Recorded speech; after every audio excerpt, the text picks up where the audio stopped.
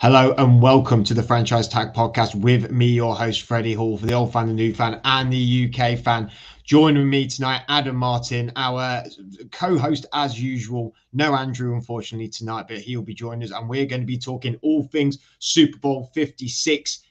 It's all over, Adam. The season's over. I mean, what are we going to do now? Do we even talk to each other? Do we even socialise anymore? Do we just wait until football rocks back around until we see each other again, or... I think unfortunately, I'm probably going to have to socialise with you people. I mean, it's unbelievable, isn't it? I mean, yeah, it is all over. But it was a good, very good season, good Super Bowl, and the most important thing is that the franchise tag will be around all season, all off season even, and there's going to be loads to talk about. So yeah, there's lots of it coming up, and should be fun. Adam's very right. Though the season may be over, the Franchise Tag Podcast will carry on in your life. We will be still in your front room, on your phones, in your headphones, annoying you, irritating you, having fun with you, laughing with you about all the crazy, stupid stuff that maybe sometimes we come out with and that we do on here, and some of the amazing guests, hopefully, that we'll be having on over in the summer. We have got ideas for some series coming up in the summer for around the draft, for post-draft, and on the lead up to the season in 2022 and 2023. It's going to be a heck of a summer. Maybe not as much content going out there from us as last year, not maybe as often, but there is going to be content going out there. So, you know, we deserve a bit of time off, just like the players do in the off season. You never know, we might have a transfer portal as well. We might be acquiring some talent to the Franchise Tag Podcast. We may need to cut some talent. I don't know who's on the chopping block, Adam. Maybe, you know. I don't know if we're necessarily acquiring talent, but acquiring is something that could potentially be happening. So yes, definitely. Well, they'll definitely be on 0-hour contracts with very minimal pay or with no pay at all, and no benefits. That is definitely for certain.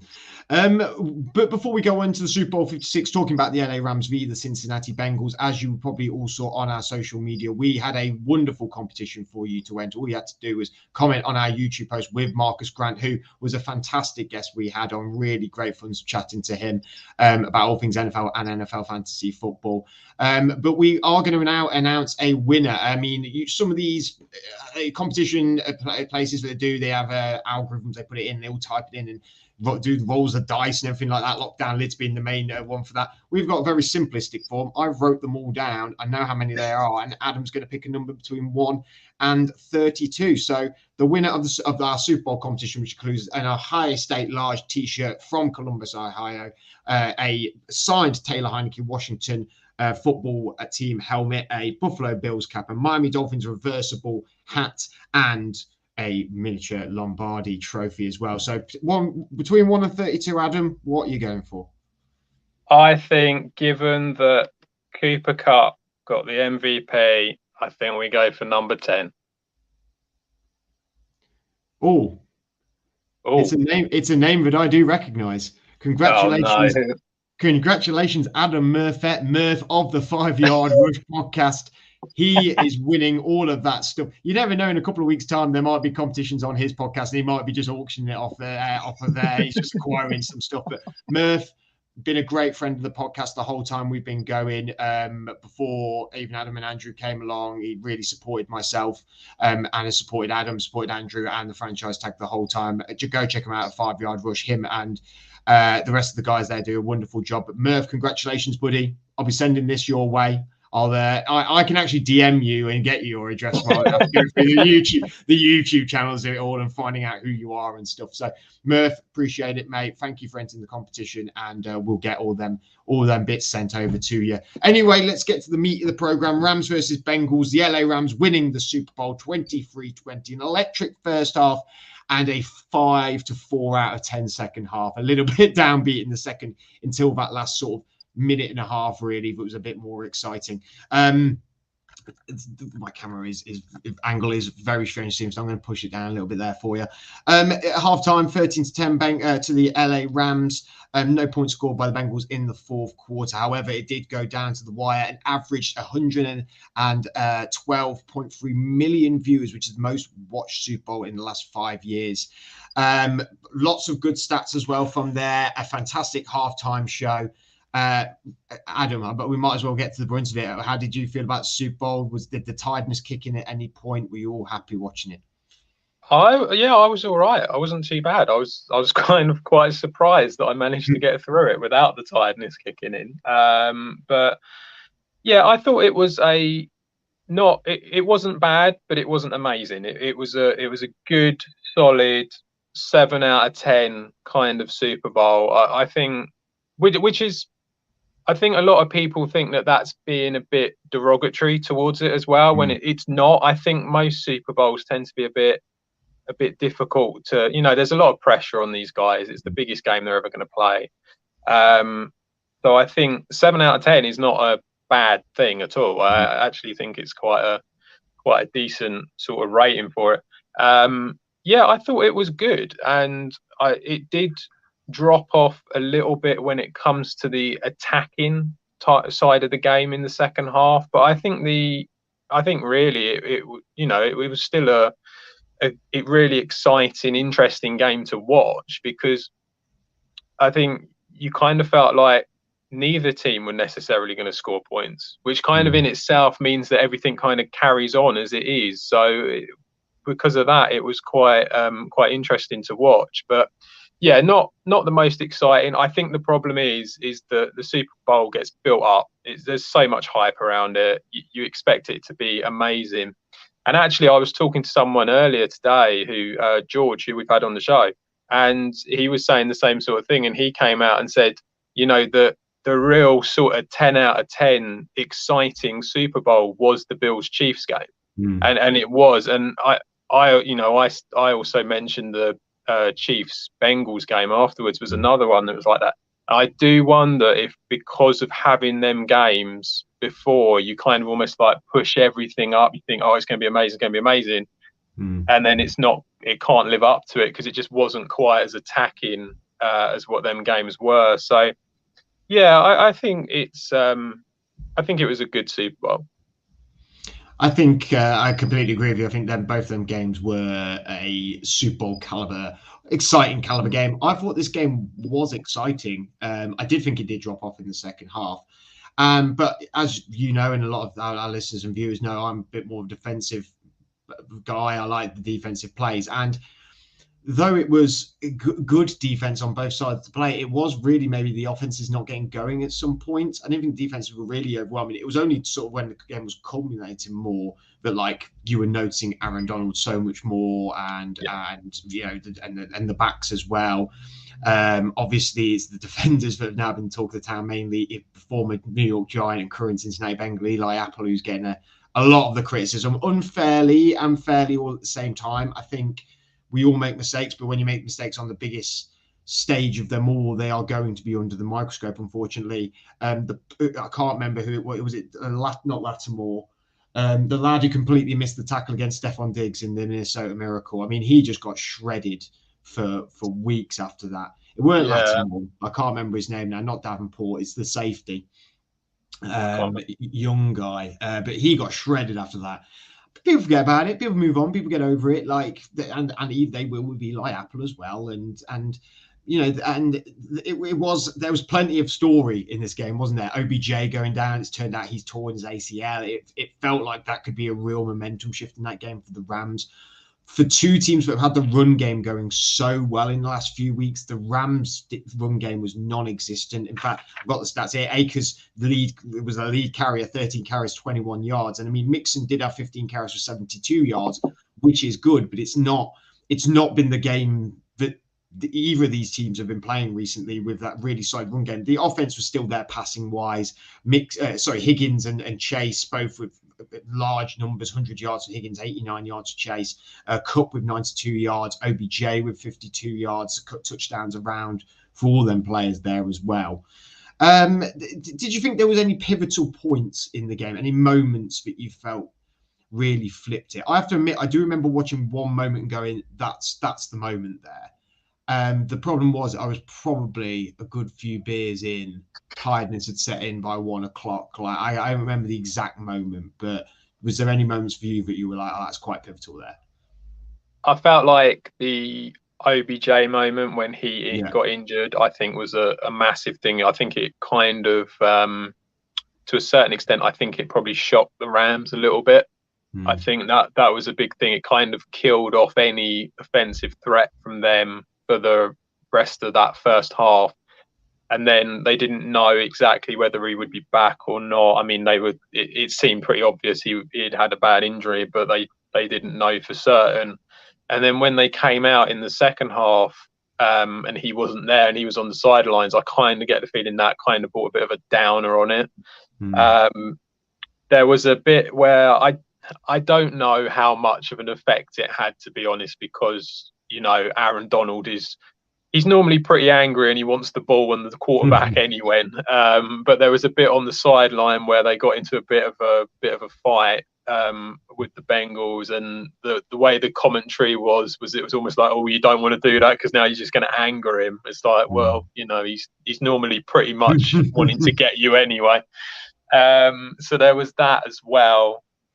And then, I tell you, you know what? Actually, I've just remembered what moment it was. The face mask.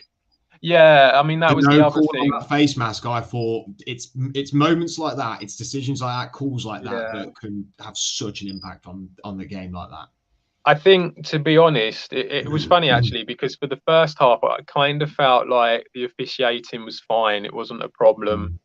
And this is something that's been sort of leveled at the officials all season, that they just haven't been good enough. And then in the second half, all of a sudden there was a couple of little moments, and the face mask was quite a big moment really. And yeah, they just completely missed it, and there's no way it should have stood, but of course you can't review it. So yeah, I mean, that was a big thing. And then there was the holding call towards the end on, I think it was a hold on Cup, I think it was. And you know, I mean, you look at his hand and it's flat. It really is. It's like, and you just sort of think, how are you calling that? Bearing in mind how they had called the rest of the game as well, where they hadn't called anything, and it would have made it 3rd and goal, I think, with not long left, and instead it was 1st and goal with only about 4 yards left to go, and they could have still got in and could have still won, obviously, but that kind of killed it, I think, for the Bengals a little bit. A lot of people will probably come out and say, oh, it all evens out and stuff like that, and that's what we get over here for our football. It's always, oh, it always evens out. But you know, sometimes it's big moments like that cause problems, and it's, you know, it's something where I feel like the officiating does need to improve, probably through full-time officials, to be honest. Is probably all that needs to happen.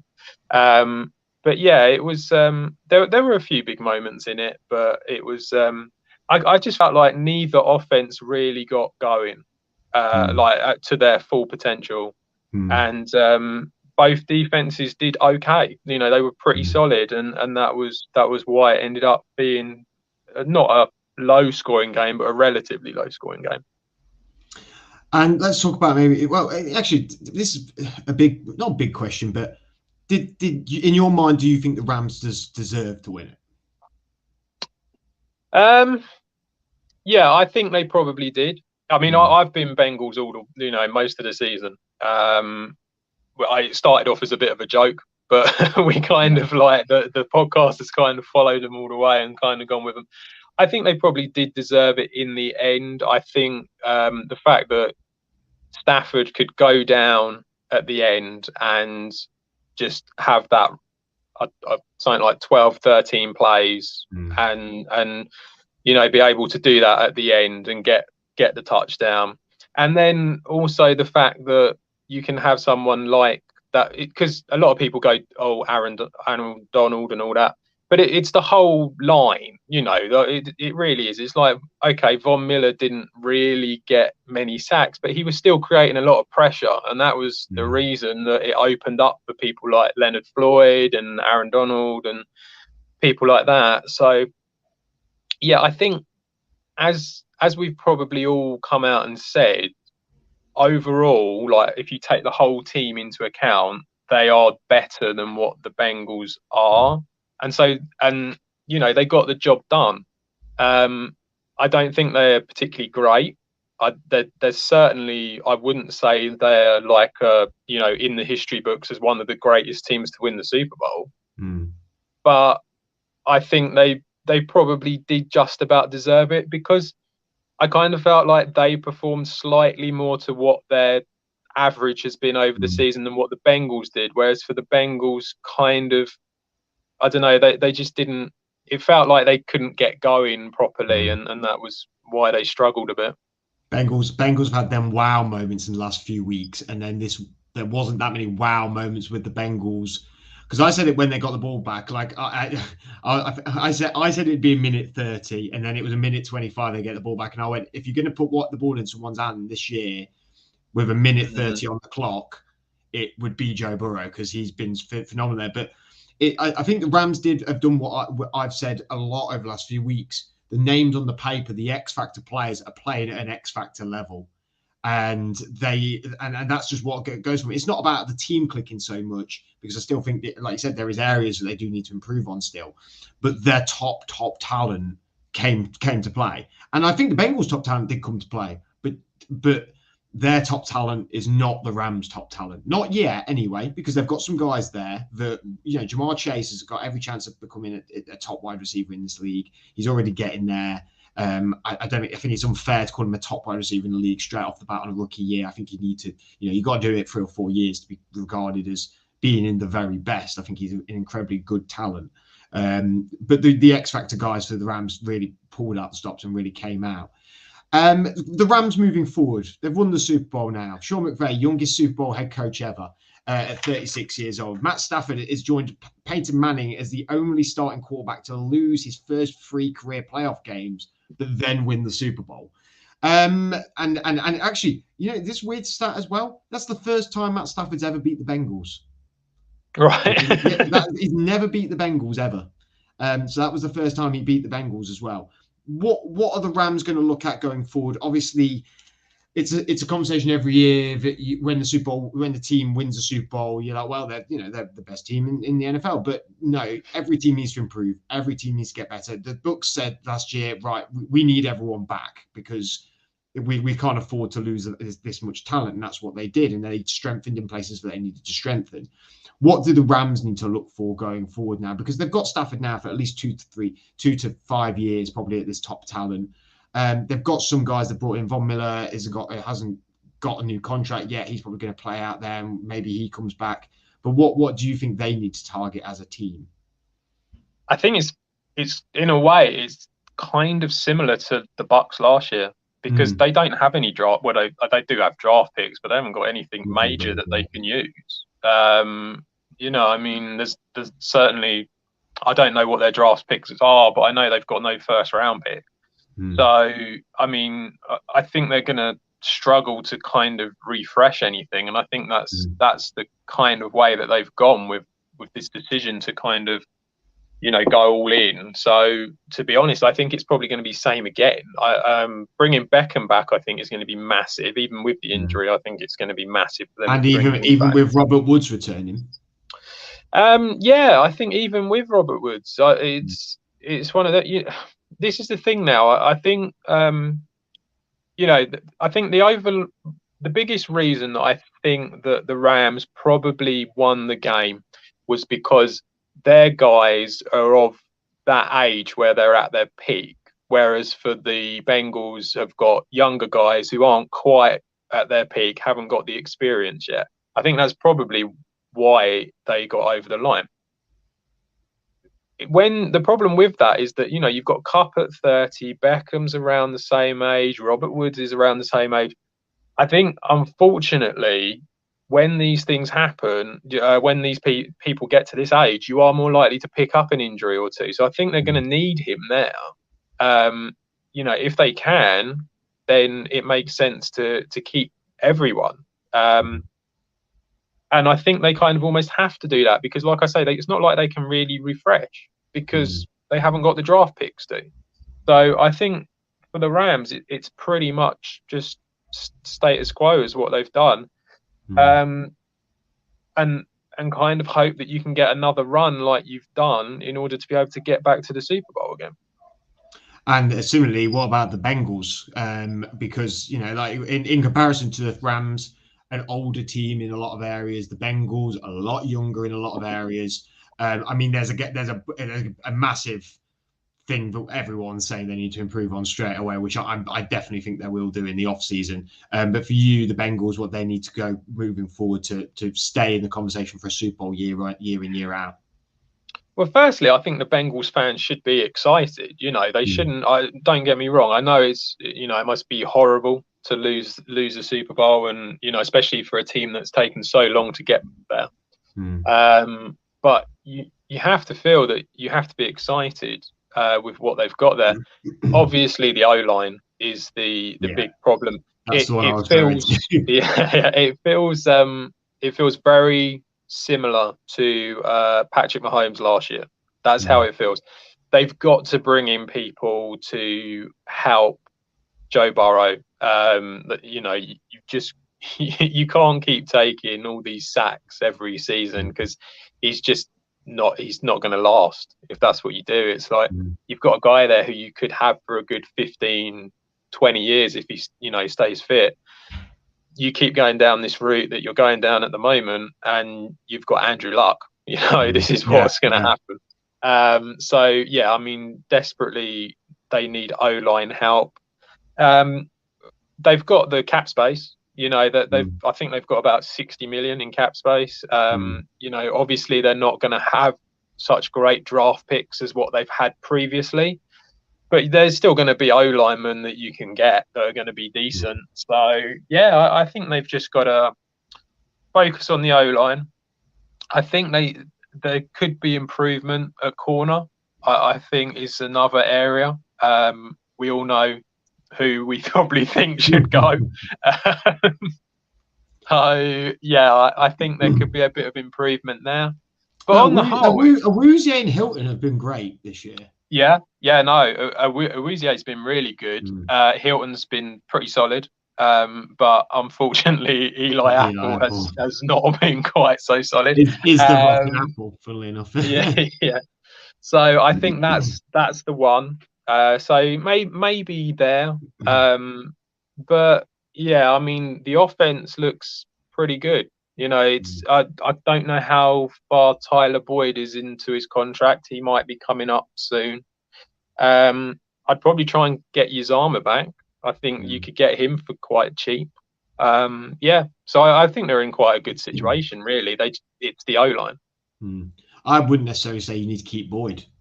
I think you could let Boyd go, to be honest. I think there's if you're running with Jamar and T as your top two now, I don't think you necessarily need Boyd. I think you could go somewhere else. Or if you wanted to spend real big money on another wide receiver, I'd maybe let Boyd go and I'd maybe sniff a Chris Godwin if he was on the market.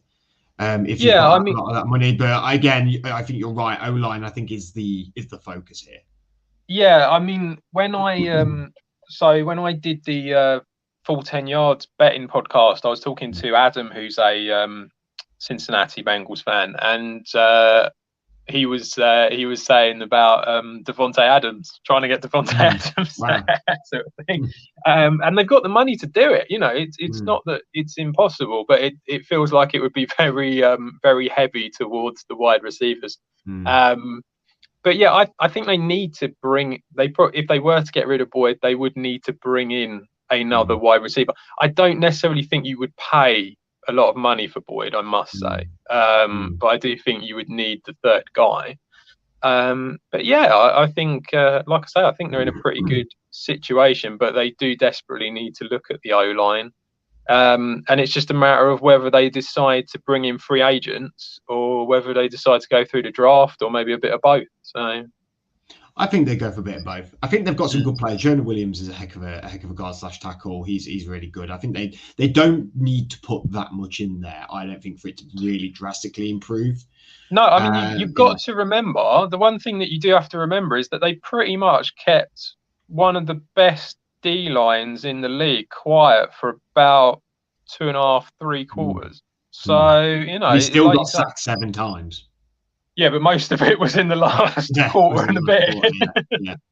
Well, I think that might be a little bit of the Bengals were giving it their all at some point, and maybe there just wasn't enough in the tank by the end there. And that defensive line for the Rams is just phenomenal. I think the Rams have got an exciting short-term future, and I think the Bengals have got an exciting long-term future. I think the Bengals could be really in a great position for quite a few years to come, especially with the Steelers now maybe doing the quarterback carousel here. The Browns, they're good, but they're not really performed at the level they're at. I feel like next season, if they don't perform at another level again, that's either Stefanski or Baker on the chopping block. That's more chaos in Cleveland, that they won't need the Ravens.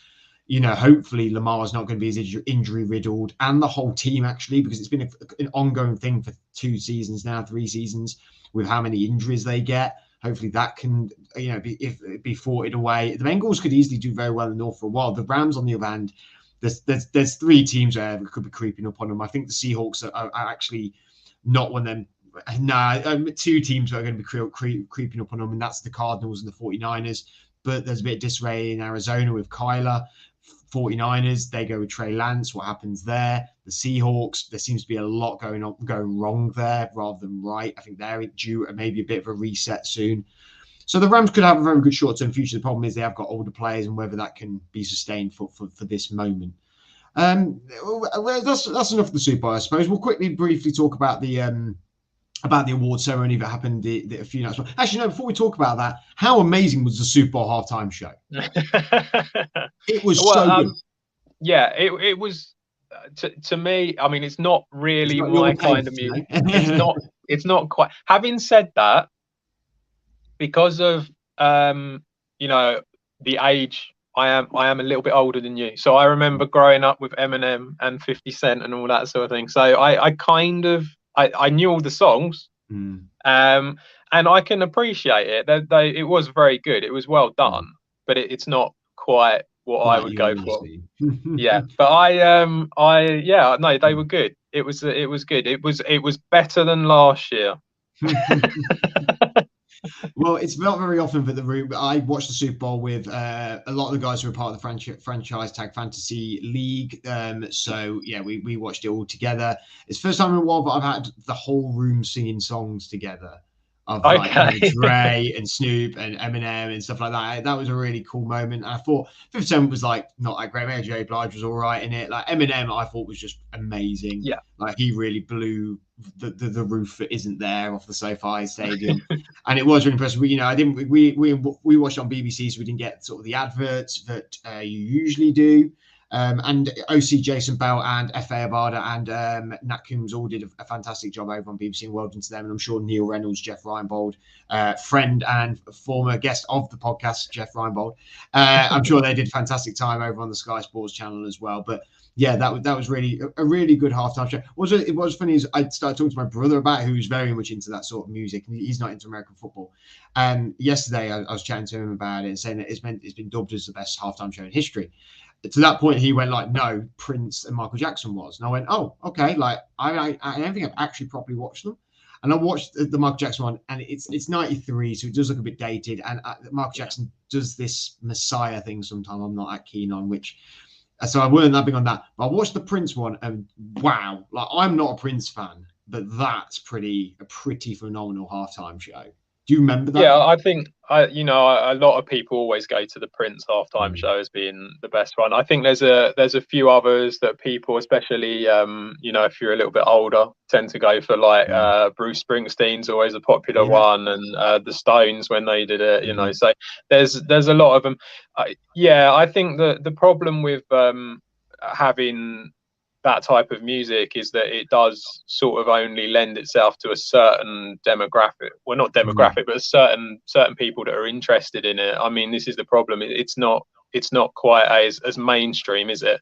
So I mean, that's probably why you're getting a lot of people go, yeah, it was all right, but it wasn't like. But I mean, there was a lot of people saying it was the greatest one ever, and I was a little bit like, it's okay, but it's it was good. Don't get me wrong, it wasn't bad. It was good. I actually thought it was quite apt for the game. It was sort of like it felt Hollywood, didn't it? It felt Hollywood in California. And it felt cool. Very. And yeah, and both of these teams, like cool Joe Burrow and like the Rams team have been like Cooper Kupp's cool, Sean McVay's this cool customer manager. Like it felt good. Like I really did enjoy it, and all the stars were out as well. We must say congratulations, and it's a congratulations. It's how much I've watched RuPaul, I suppose, in the last few weeks. Congratulations to Van Jefferson for the arrival of his baby during the game, which obviously he ran off very quickly to the hospital as soon as the game was open. So congratulations to him and his partner for their child. But we will talk about the awards show, which again was really great fun. Is it? I can't remember his name. Keegan. Keegan Michael Kay. Yeah, fantastic host, hilarious, really good fun. All the stars were out for it. MVP award going to your guy, A-Rod, Aaron Rodgers, former Green Bay Packer quarterback. Defensive player of the year, finally, as Dwayne The Rock Johnson said at Super Bowl, finally goes to TJ Watt, my man in Pittsburgh, and about time too. Should have won it last year. Offensive player of the year going to Cooper Kupp, fully deserved that. Offensive rookie of the year, Jamar Chase. Defensive rookie of the year, Michael Parsons. Comeback player of the year, a one we've not discussed like at all, but obviously was Joe Burrow. As soon as I saw it, I was like, we've not talked about that once, but that is such an obvious choice.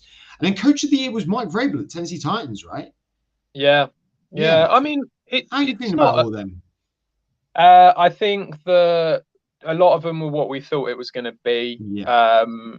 I think Chase is obvious. I think Mike Parsons is obvious. Cooper Kupp and TJ Watt were all obvious. I mean, you're breaking records, aren't you? So, you kind of feel like it has to go there. Coach of the year. I kind of get it with Vrabel. I mean, he's done very well there.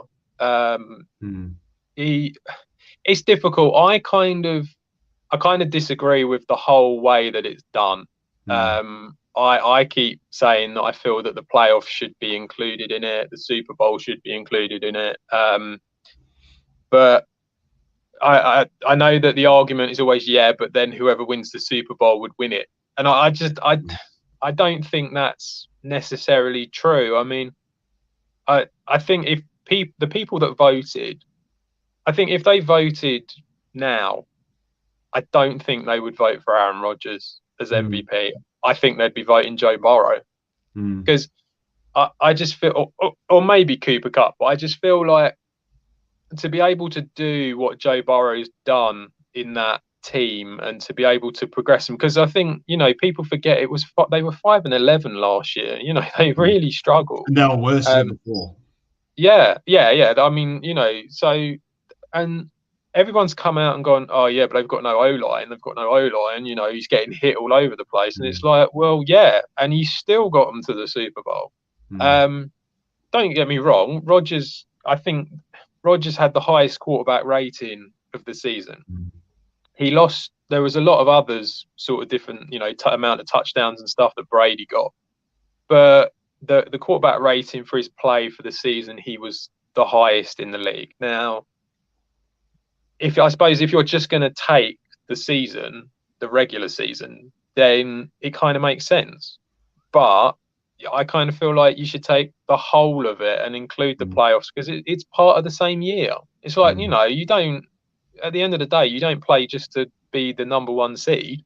You play to be the number one seed to get a good, a good run in the playoffs and all that. So I think because of that, I get it. I get why he's got it. But I don't necessarily agree with it. I think that I would go Burrow myself, just for what he's managed to do for the whole team to get him there. I think the rest of them were pretty obvious, and I think in the same way, I think Vrabel is the same as Rodgers in a way. During the season, without Derrick Henry as well, for a large chunk of it, he got them to the number one seed. Well, fair enough, kind of thing. He got them to a place that everyone said, without Derrick Henry, you're not a good team. And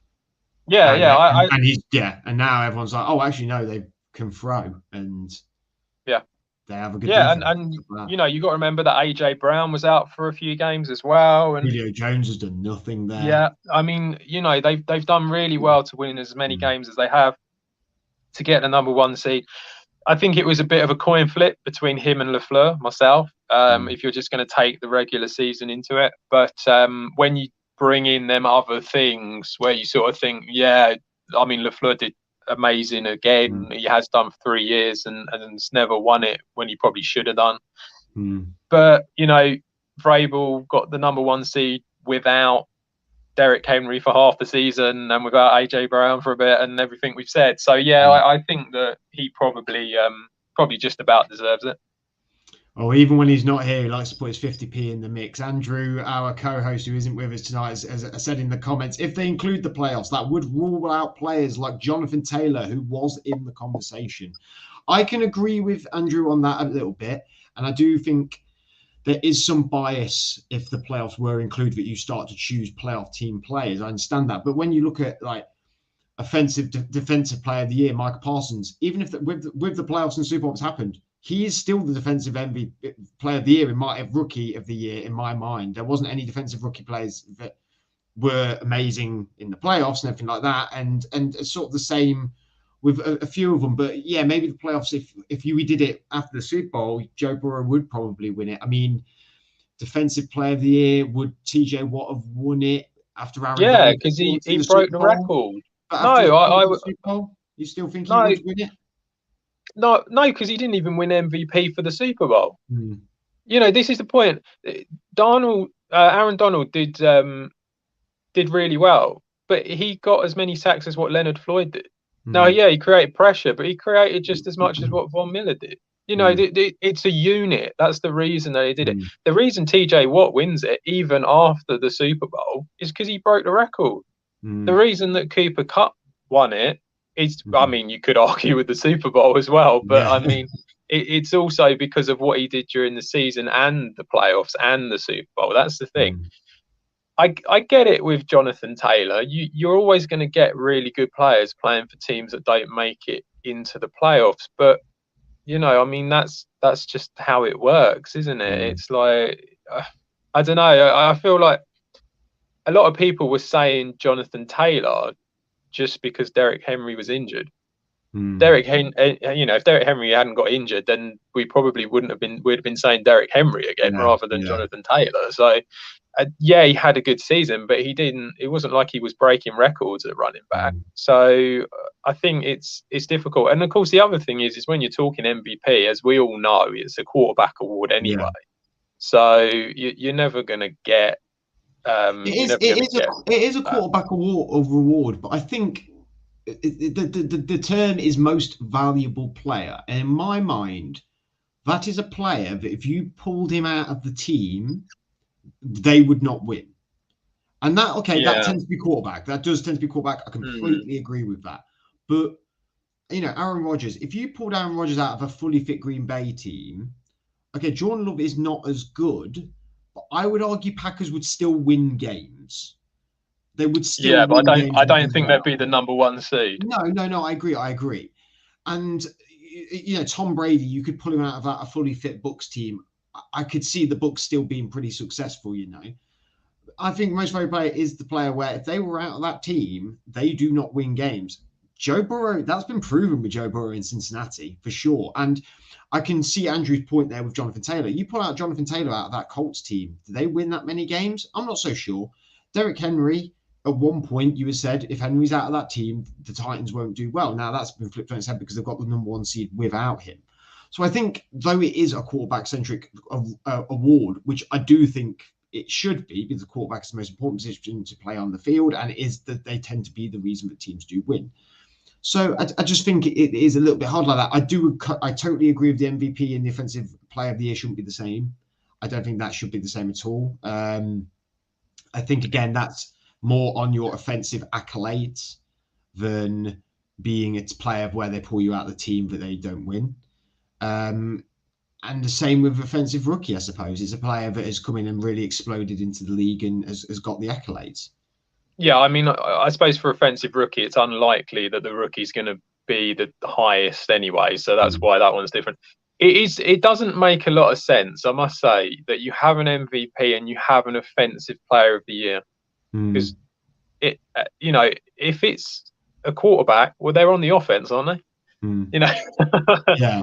I know it's been like. But what about a defense? If a defensive player is that good, should they be in the question for MVP? TJ Watt getting 22.5 sacks. How many games has that won for Pittsburgh? You could argue that, but then what's the point of having a defensive player of the year and then the defensive player of the year being different to the MVP? It's like, how does it work? In a way, I suppose it's more wording than anything else is what it is. It's like they need to. I think really what they need to do is it's difficult, because I get the feeling Cooper Kupp was given the nomination for MVP just because of how good his season was, but we all knew he was never going to win it. So it kind of feels like, just don't nominate these guys, just don't have them in there, sort of thing. In the same way, why is Rodgers and Brady in the nominations for Offensive Player of the Year if you're not going to give it to a quarterback? This is the thing. It doesn't make a lot of sense. So I feel like really it's difficult, because MVP's been around forever and it's kind of one of the big things, and it's something that everyone likes being there. But it's almost, you need like a quarterback of the year award and then an offensive player and a defensive, and that's it, and that's what you need. But when does too many awards become a problem? Ask the Oscars, the Brits, the everything. As we tie a bow on this 2021-2022 season, a season that's been bounced back after the COVID year, after a weird year, the London games happening here finally again, us all meeting up with each other properly for the first time, Adam and Andrew being part of the podcast a lot more and everything like that. What would you say has been your mark out moment this season? What's been your favourite bit of this season? I think on a personal thing, I think it was probably us going to the London games. I think that was a big thing. I think it was really interesting because I think there was a lot of interest as to whether or not the crowd would still turn up. We'd missed it for a year because of, I think it was only 1 year we missed because of COVID. And I think there was a little bit of intrigue. I mean, we were very much like, oh God, are we going to get tickets? Are we going to get tickets? And then we kind of got them quite easily. And it was a little bit like, how many people are actually going to turn up to this? So that was really good to see that the crowd is still there. The enthusiasm for it is still here. Obviously, like another personal note, the growth of the podcast for us has been huge. So that's something as well. But when it comes to gameplay, what about gameplay? Well, when it comes to games, I think what is probably been the most exciting, and what is going to be the most exciting for the next few years, is these young quarterbacks that we've got in the AFC. I wouldn't want to be supporting a team in the AFC. So, I mean, we've got Burrow, we've got Lamar Jackson, we've got Patrick Mahomes, Josh Allen, Justin Herbert. That's just five. So, it's going to be very interesting over the next few years to see what happens with them teams. A lot of them on rookie deals still. I think that'll be really good. I think the emergence of the Bengals has certainly been an exciting storyline this year, because it goes to show for any of them that if they can get their guy, then there's hope for everyone. It's been a nice shake up, a team that isn't been expected to get there, got there like very deservedly as well, because it's been quite consistent who goes through for a bit now. Yeah, it has been over the last few years. It's kind of we've known like who's going to win the divisions, who's going to get there. So it's nice to see that. It's nice to see the competition, like I say, in the AFC. I think when it comes to the NFC, it's not quite as good, unfortunately. And obviously with Brady now coming out, whether he comes back, who knows? But with him leaving obviously that's another a drop for the NFC as to what happens there. But yeah, I think the emergence of the Bengals, like I say, it brings hope to everyone, and even the Jags. Even the Jags have got hope, because you just, like, Trevor Lawrence has done 1 year, he could improve next year, and the year after that they could be in the playoffs. You never know. Miracles do happen. So I'd say for me, on a personal level, it has been the discussion and the amount of people that have really got on board in our friendship group with fantasy football. Really, really talking a lot more and chatting about games. It's never been this consistent throughout the whole season of chatting to each other about fantasy football. We have, Andrew and me chat a lot about it in years gone by, and Tinge or Byron or whatever. But all the guys have, yourself, all the guys have really got involved this year with chatting and messing about and having fun with it. And that's been really nice. I've really enjoyed that. Obviously, the podcast development was amazing. The London games were incredible.